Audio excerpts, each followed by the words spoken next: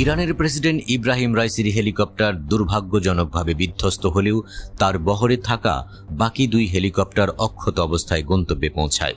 নানা প্রশ্নের জাল ছড়িয়ে গেছে। বাকি 2টি হেলিকপ্টার কিভাবে নিরাপদ ছিল, জানা গেছে সেই প্রশ্নের উত্তর।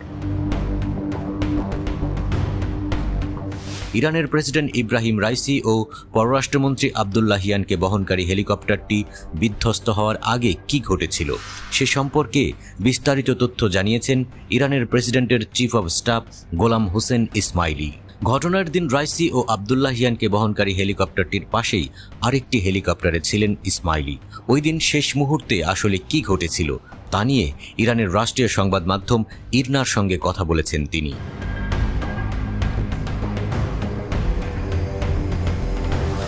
প্রেসিডেন্ট রাইসি গত রবিবার আজারবাইজানের সীমান্তবর্তী এলাকায় দুদেশের যৌথভাবে নির্মিত একটি বাঁধ উদ্বোধন করতে যান। সেখানে আজারবাইজানের প্রেসিডেন্ট ইলহাম আলিয়েভও ছিলেন। সেখান থেকে 3টি হেলিকপ্টারের বহর নিয়ে ইরানের পূর্ব আজারবাইজান প্রদেশের রাজধানী তাবরিজে ফিরছিলেন রাইসি, পররাষ্ট্রমন্ত্রী হোসেন আমির আব্দুল্লাহিয়ান সহ অন্য কর্মকর্তারা।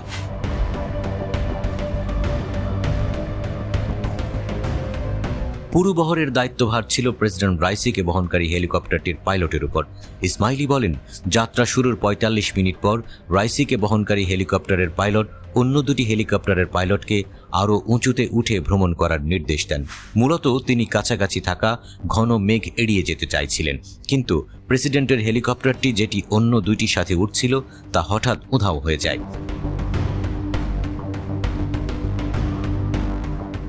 ইসমাইলি বলেন, ওই সময় হঠাৎ রাইসিকে বহনকারী হেলিকপ্টারটিও উধাও হয়ে যায়। ঘন মেঘের উপর দিয়ে উড়ে যাওয়ায় 30 সেকেন্ড পর আমাদের পাইলট প্রথম খেয়াল করেন প্রেসিডেন্টকে বহনকারী হেলিকপ্টারটি দেখা যাচ্ছে না।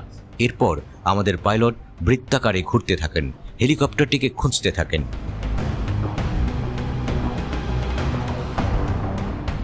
ইসমাইলি বলেছেন যে রেডিও ডিভাইসের মাধ্যমে রাইসির হেলিকপ্টারটির সাথে যোগাযোগ করার বেশ কয়েকটি প্রচেষ্টার পরে এবং মেঘের কারণে নিচুতে নামতে না পারলেও তাদের হেলিকপ্টারটি ফ্লাইট চালিয়ে যায় এবং নিকটবর্তী একটি তামার খনিতে অবতরণ করে।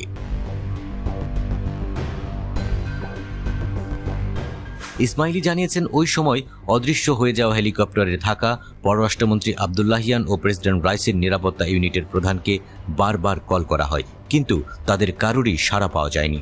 অন্য 2টি হেলিকপ্টারের পাইলটরা প্রেসিডেন্টের হেলিকপ্টারের পাইলট ক্যাপ্টেন মোস্তাফাভিকে কল করার চেষ্টা করেন, কিন্তু সাড়া পাওয়া যায়নি বলেও জানান ইসমাইলি।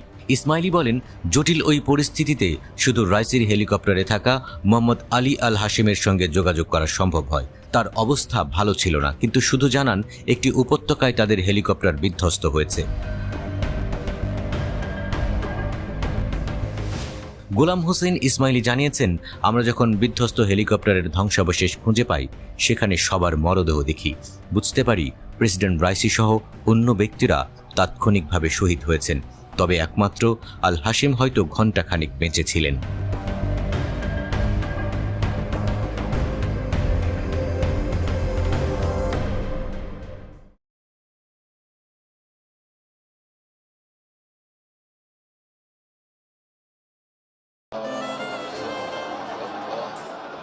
প্রিয় শিষ্যের জানাজা পড়াচ্ছেন ইরানের সর্বোচ্চ ধর্মীয় নেতা আয়াতুল্লাহ আলী খামেনি। বুধবার সকালে তেহরানে নিহত ইরানের প্রেসিডেন্ট ইব্রাহিম রাইসি ও বাকিদের জানাজা অনুষ্ঠিত হয়।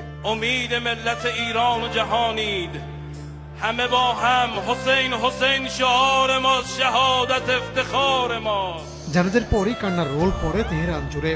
অশ্রুসিক্তদের সান্ত্বনা দেন খোদ খামেনিও। که به هر گوشه نشان از می‌دود انگار رضا را دیده। এর আগে বুধবার সকাল থেকে তেহরানে ব্যাপক জনসমাগম ঘটে। সারা দেশ থেকে লাখ লাখ মানুষ জড়ো হয়। শেষ বিদায়ের আনুষ্ঠানিকতায় যোগ দেন হামাসের শীর্ষ নেতা ইসমাইল হানিয়া এবং হিজবুল্লাহর নেতারা। সব ধরনের আনুষ্ঠানিকতা শেষে বৃহস্পতিবার জন্মস্থান মাশহাদে দাফন করা হবে রাইসিকে।